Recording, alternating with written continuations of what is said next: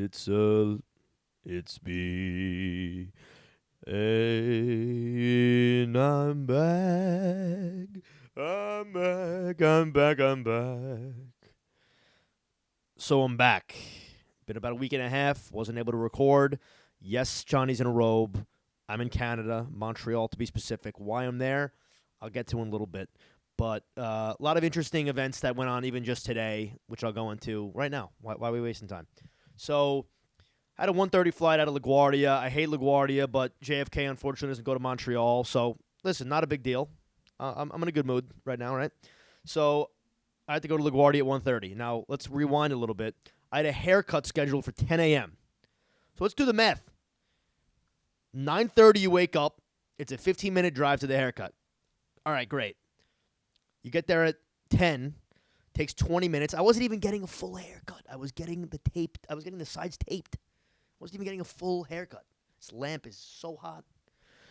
So I do that. I show up at the barber who doesn't speak English, which is kind of relevant to this because I was a little scared to tell him. Like, I'll get into it. So I sit down in the chair, and this guy knows me. Alvaro, he's the boy. I like him. He gives he's all right haircut. And so this is, of all days, I never usually have a haircut where there's an urgency to get it done. But, okay, you figure 20 minutes. It is what it is. He's watching a Netflix documentary that's in Spanish. Like, it's dubbed over Spanish from an English documentary. I don't know what it's about. It's, like, about, like, murder or something. So him and all his people in the morning are, like, just, like, watching this and, like, laughing. He's on the phone. So he's doing, like, 1% of the haircut every other minute, let's say. This was the longest haircut I've ever gotten in my life, and I didn't know how to tell him, hey, like, I have a flight because I don't speak Spanish.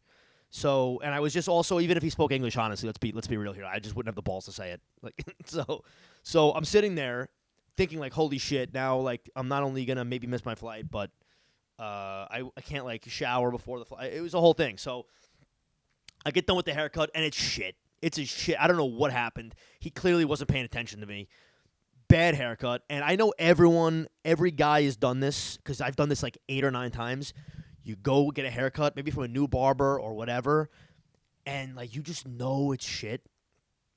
And then maybe you say a couple things that aren't like forward enough for him to actually change anything, but like you're trying to skew him in the correct direction, but it doesn't work. So now he shows you the mirror in the back, and you got to act like it's great. I literally say, I think I look at the camera and I go like, dope, like it looks sick. So that's exactly what happens today. He does that, and now like I didn't do this today because I didn't have time. But usually you do that brutal walk of shame, basically, where you have to now drive around and go to a different barber and pay double for a haircut just so the next guy can fix the fade. So that's what would have happened. But I mean, it's not that bad, but it is what it is. So now I'm running late. I get in the car and I was going to be fine on time. So now as I'm driving to LaGuardia, it's like probably like I'm 20 minutes away. I see that my flight's delayed. Now I don't fly all the time. Like I'm not like some crazy traveler here, but I've flown a pretty decent amount of places. Like I've traveled. Never had a delayed flight in my life, and this one's delayed. Now the reason why this is important is because I came to Canada literally to get as crazy as it sounds, to get a tattoo or maybe 2 tattoos from this tattoo artist that I like a lot. So I decided, you know what, and I booked this trip like 4 months ago before I was broke and unemployed. So anyway, I decided I was going to travel and visit Montreal. It had some culture. It was nice, and I would get these tattoos and then leave, and it would be a cool solo little adventure. I've never traveled solo before. I was like, oh, this would be cool. The issue is that the trip was scheduled so that the Friday I was going to get here at like 2 p.m., do my thing, like, I don't even know, like, had a couple Hinge dates, oh yeah. Do my thing in the day, then go out to eat, grab some drinks at night. Saturday rolls around, and I was going to have my tattoo, which I do, my appointment for my tats at 12 p.m. to 4 p.m., and then the rest of the next day of the Saturday, enjoy it again, and then wake up early and leave on Sunday. So it's basically 2 days, the day and a half. Now, this flight gets delayed, like, a half an hour at this point. So I'm like, all right, like, it's actually better off. I definitely won't miss the flight. Every 5 minutes in this fucking drive, delayed more. I get to the place. I get to the airport. I go through security or whatever it is, and it's just like getting more miserable and more miserable. Like the Delta Sky Lounge fucking line was. I'm not even kidding. It was an hour long. I waited for an hour long, and it didn't matter because my flight was delayed until 4 p.m. It was supposed to be at 1:30. It got delayed until 4. Got delayed until 4. Now I'm sitting in the Delta Sky Lounge drinking like Doers on the rocks. Like I think I'm like somebody, and. It keeps getting delayed, so now it's at 5 p.m. So now I'm like, holy shit, this fucking sucks. I'm eating like warm, like mushy pasta. It's horrible. Yeah, so that was just miserable. I'm in the waiting. Now I find out that the plane is going to take off at like 5:45 or some shit. So then I get to the gate, and I'm Sam. Like I see this guy who I took a picture and snap storied. I want you to imagine this. He is I'm gonna say he's 5'11", a little taller than me. He has he's probably like 70 to 80 pounds overweight, but it's nowhere else besides his stomach and tits. So it's not. You give me a shot from knees down or like collarbone up. I'm thinking he's a normal dude, but no, he's got like a pack of 6 bowling balls in his stomach. That's fine. I have no problem with that. But the issue starts to develop where this is what he's wearing. He's wearing Dior sneakers that look like he bought them on Canal Street. He's wearing True Religion jeans. He's wearing a Louis Vuitton like cardigan, Louis Vuitton like sweater cardigan, and a crossbody Prada thing, and a Louis Vuitton duffel bag, and he's wearing a Patek Philippe, like fake one, obviously. And it was funny. I storied it, whatever. The True Religion jeans are the funniest part, like because whatever. So now finally I get on this plane, and like all these Canadians are really passive aggressive. Like there was like I'm not even kidding. There was 2 fights on the plane, like small little like passive aggressive fights. The first one, someone was in someone's seat, and like but the other person paid for it, and they were getting mean though. Like I'm a pretty direct guy. I don't even get that mean. They were getting mean, and then. A woman all the way in the back of the plane had to move her luggage up to the front, and like people were trying to get in the back, and then she just was like, "Fuck it," and just started like trying to go, and everyone was like yelling at her, and like I don't even know, it was crazy. So anyway, I'm going to get to my seat, and guess who my seat's next to? Mr. fucking Canal Street, Mr. Designer, who spoke French, didn't even speak English. So I had to like kind of uncomfortably sit the whole flight, so my like knee didn't touch his. Yeah, just miserable. So now this delayed flight is even worse because I was supposed to go to the tattoo shop I'm getting the work done tomorrow at early so I could check out some designs quick and then kind of ponder them and decide overnight. That's fucked. So now, like, great. I got literally in my hotel at 8 p.m. Got in my hotel at 8 p.m., threw this robe on, and now I'm recording. So my first ideas of Montreal so far. Seems like there's a lot of baked goods, which I don't have an issue with, and I hope they're good because I'm going to certainly try them. I've heard the bagels are phenomenal. But what's important about bakeries, and everyone should know this, is you have to, first of all, in your life, wherever you're living, within like, I don't know how long driving-wise, but within like 5 miles, no, within like 15 miles, you need to find a good bakery, and when you find that bakery, you don't leave it. You stay by it, you don't stray, and you support that bakery because and it could be any bakery. It could be a German bakery. It could be an Italian bakery. German bakeries, believe it or not, are the best probably. Italian bakeries, don't get me wrong, phenomenal. But German bakeries, different. You give me a nice Linzer tart, a little powdered sugar, a soft, buttery Linzer tart, a little raspberry filling in the middle. Nothing crazy. I mean, that's what it's all about. You give me a nice jelly croissant or an almond. Let's talk about an almond croissant. You get a nice flaky croissant, little baked or I guess roasted onion shavings on the top, some onion almond. I apologize, almond like paste in the middle. It's incredible. Now the black and white not the black and white cookies. The rainbow cookies are going to skew Italian. It is what it is. But you get a nice Linzer tart. You get some nice pignoli cookies. Just everything. Well, a good bakery, a key lime pie, some type of like fruit tart, a pound cake, a Polish babka. You find a good bakery, you don't leave it because when they go under, it's over for the whole neighborhood. My dad's been traveling to fucking Forest Hills, Queens for a long time because of that. And when he doesn't go, he Venmos them. So, a lot of baked goods in Montreal, it seems. We're going to try out some of the bakeries. They keep talking about how the bagels are better than New York. There's no way that's true. They look like skinny with a big hole. Like, not for me, but we'll try them out. Another impression of Canada is it's a dirty currency. I was in an Uber from the airport, and I said, "Hey, buddy, where's the best place to convert money?" And he says, "Why not to me, brother?" And I said, "Pfft." So now I'm like, all right, is this guy going to rip me off? My internet's not working. I couldn't check the conversion. Turns out he didn't rip me off. But we wound up trading. I traded USD for Canadian. It's a slippery, dirty. It's an oily currency. It's oily. It's like made of plastic. It's almost like, what's his name? It's almost like Justin Trudeau literally like he cuts pieces of Ziploc bags into like dollar-shaped shapes and hands them out as money. It's a slippery, dirty currency. Nothing wrong with it. It's a little slippery. And that's kind of like, I don't know, when you're pulling out your phone in your pocket and God forbid there's a couple dollars, it might slip out.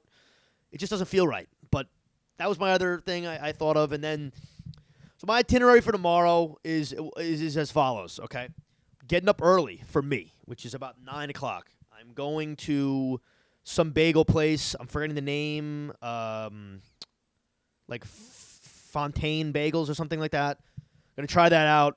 Then I'm going to shoot over to Old Montreal. You got the cobblestones, you got the art, you got the markets, all right? I'm going to be walking through the fucking markets, looking at some art. They're not going to have Renaissance art, I don't believe, but Mikey, or I should say Johnny's been into Renaissance art. Believe that. And classical music. Renaissance, let me tell you what it makes me feel like. So I had a background in this just because when I went to Catholic high school, and during Christmas time, they'd always use slideshows in the beginning of the day of, like, Christian Renaissance art, and it looks sick. It looks like, how the fuck did people make this? That's what it looks like. And then they're throwing in classical music behind it, and maybe I was, like, conditioned. I don't know what it is, but I've always loved it. So recently, I got right back into it, right? You got Caravaggio, you got Titian, obviously Raphael, fucking the whole gang, Michelangelo, and Leonardo, right? The whole gang, the Teenage Mutant Ninja Turtles. But yeah, there's some sick shit, and what I'll do is now, this is what I'll do. I'll sit down, and I'll just look at slideshows of Renaissance art, maybe some sculptures too. And in the background, I'll have some Wagner, I'll have some Chopin, I'll have some fucking Mozart, some Beethoven, some classical music. It makes me feel like I'm better. It makes me feel like I'm better than everyone, like I'm sophisticated. And I don't know if it's because the little fucking the Renaissance paintings, a lot of these guys have like, they're always like depicted with small dicks. I don't know if subconsciously that makes me feel better about myself, but I fucking love Renaissance art. I love they have a lot of depictions of like Greek mythology, and they have fucking while I'm watching looking at the art, there's fucking like violins and cellos behind me, and fucking it's let me get something straight. It is fucking nice. And so I'll be walking through the streets of Montreal, cobblestone city, population old whatever it's called, Old Montreal. After that, boom, come back to the hotel, gonna get a little ready, because then I gotta shoot over to the tattoo parlor. Look him up. His name's Nick Oakes on Instagram. The tattoo shop is called Bait and Schlang. I don't know what the fuck that's about, but we're gonna see how that is. I'm excited. I'm getting a couple things. Not gonna disclose what I'm getting. It's a surprise. It's a secret. But excited about that. And then after, I'm shooting over to McGill University. I want to check out the campus. They have a nice museum, supposedly, Red Path Museum, I think. They have a nice library. And, as a Penn State alumnus, I just love checking out other schools and measuring up, right? So that's really all I got for Canada. Let's talk about a funny gentleman by the name of, it's a ridiculous name. His name is Craig. This guy's fucking name is Craig Ballantyne. Like, that's a fake name, dude. And he also happens to be Canadian. I think he might be from Quebec, actually, because I looked him up. So I'm watching this podcast by Mark Bell, one of my favorites, and he has this other guy on, Fit Body Boot Camp, fucking CEO. Guy seems like a beast, but also a little bit like head scratchy, like a little bit like sketchy, I feel like. I don't And he recommended a couple books. One of them was The Perfect Day Formula. Now, I found out that there's this new term called mental masturbation, which I am literally a king of, which is when you just keep like reading self-help or motivation shit, but you don't actually do anything about it. So like the last couple years, I've just been like, fuck yeah, like this is the book that's going to change it. And after I read that, I go, yeah, but I heard that book, and then I read that book, and then like next thing you know, I'm like 8 books deep, 80 hours of YouTube deep, and I'm still in a robe doing nothing, right? So either way, I saw this guy recommend this guy Craig Ballantyne's book, The Perfect Day Formula, and I figured, well, it's probably another opportunity to do that mental masturbation where I'm fucking just looking at like information that would be motivating but not actually doing anything about it, but it makes you feel good. So I fucking bought it. It was an audiobook, hour and a half, short book. I knocked it out, right?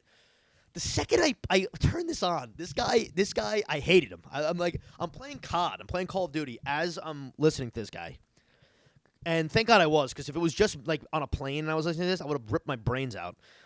This guy's voice, I couldn't for the life of me figure out if he was from California or from Canada. And he would say some really annoying, like he would say the word V-A-G-U-E, vague. He would say vague.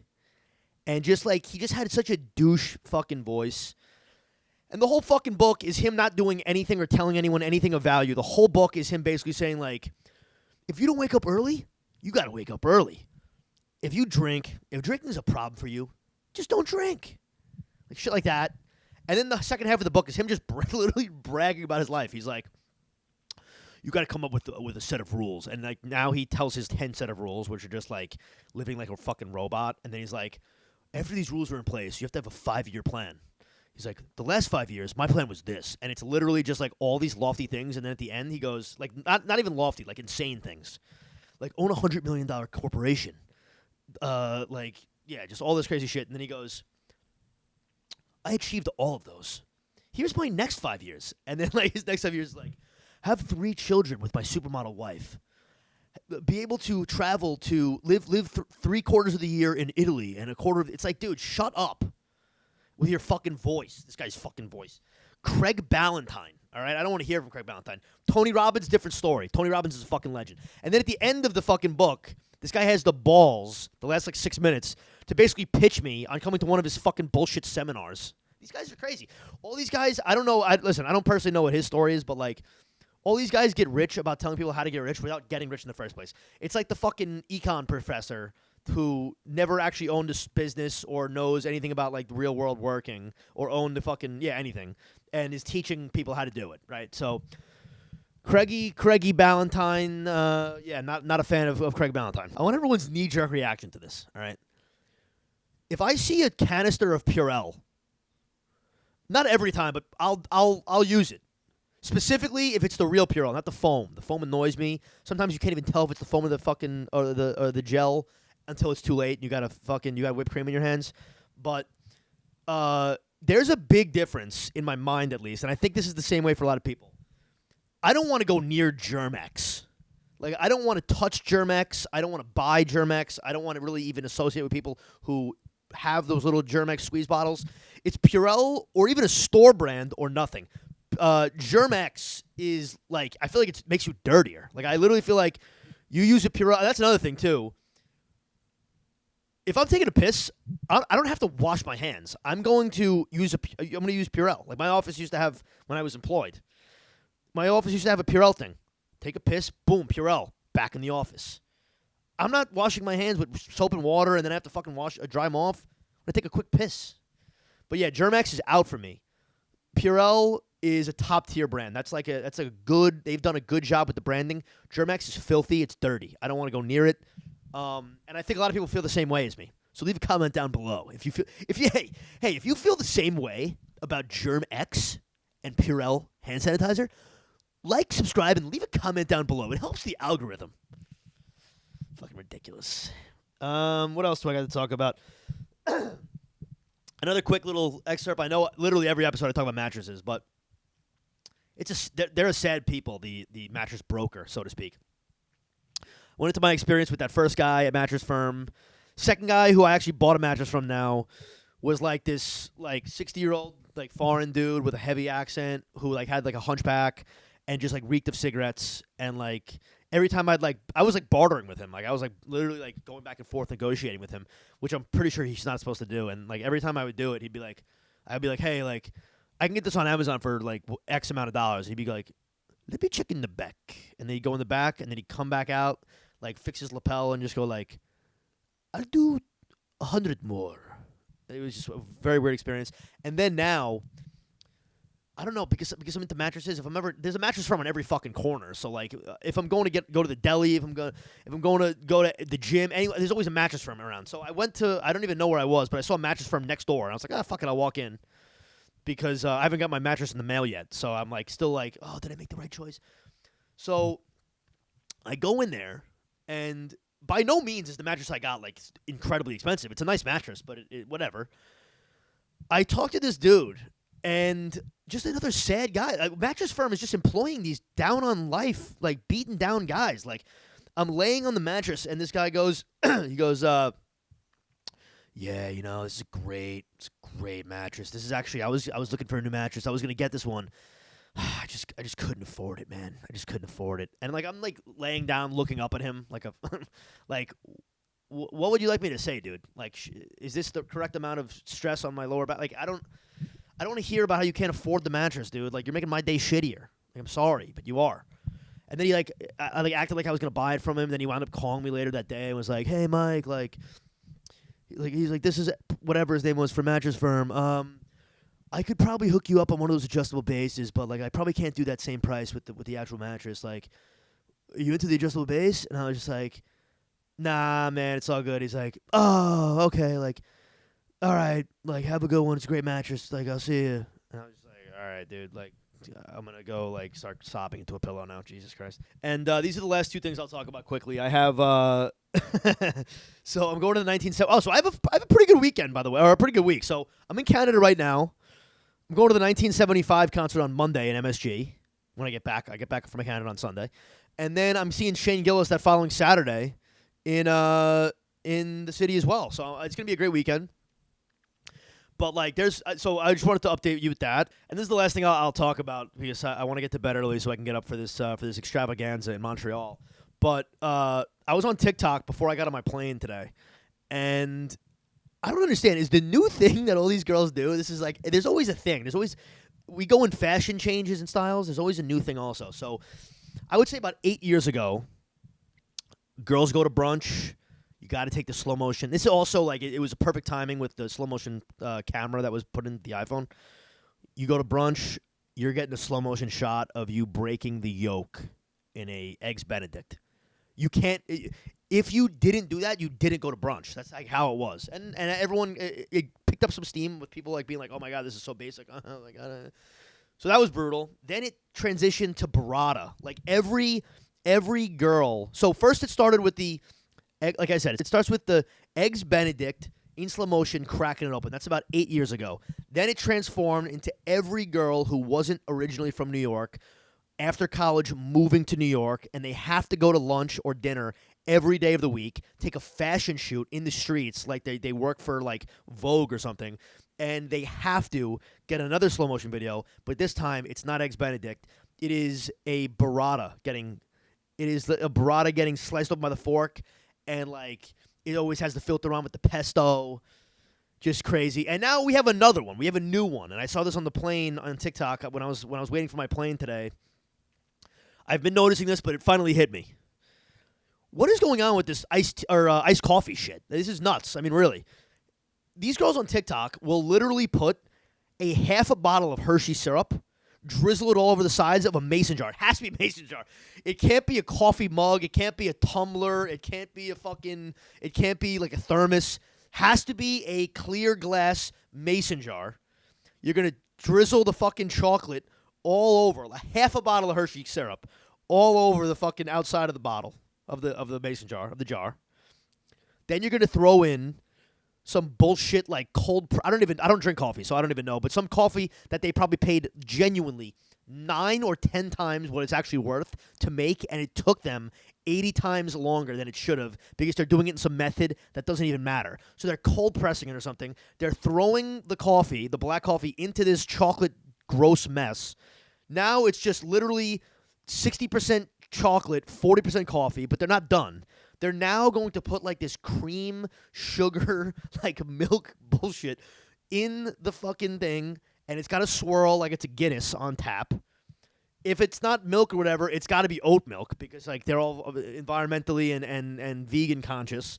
Oat milk, newsflash, it's disgusting. It's just the consistency is like slime and it's thick. If you're gonna have to drink milk that's not milk, you go almond. I don't love almond, but you go almond. Oat milk is disgusting, and the macros make no sense. But anyway, so they're throwing in oat milk or they're throwing in milk or whatever the fuck cream. It's doing this whole bubbly explosion thing. They're still not done. Now, you're going to put 3 to 5 ounces. Literally, you're going to put a serving of grilled chicken's worth of weight in whipped cream on this mason jar. And then you're going to top it off with caramel and chocolate. Who is drinking this every day? It's insane. It's insane. This is a new thing. You got to do this thing where you jump in front of a nice granite countertop with like an island that has a sink in it. You're in front of it. You're wearing a sports bra. You're pretty hot, and the camera's like on you. And then you gotta like make this whole coffee contraption, and then shake it up or whatever the fuck they do. There's no way they're drinking this every day. This is the classic. I go to brunch once every third month, and I take a video of the burrata getting cut. I'm not mad about it, but it's just. These girls are just coming up with new things to do, and I'm happy for them. I'm happy for them. So, Montreal is going on currently, and JohnnyCast is going to sign out. I will hopefully be back with another episode within the next couple days. Goodbye. Like, comment, subscribe, by the way. Like, when you see the video, when you see the tweet, fucking click the link, subscribe to me, fucking watch the shorts, like the video, and comment, dude. Why wouldn't you just fucking do it? So simple. JohnnyCast out.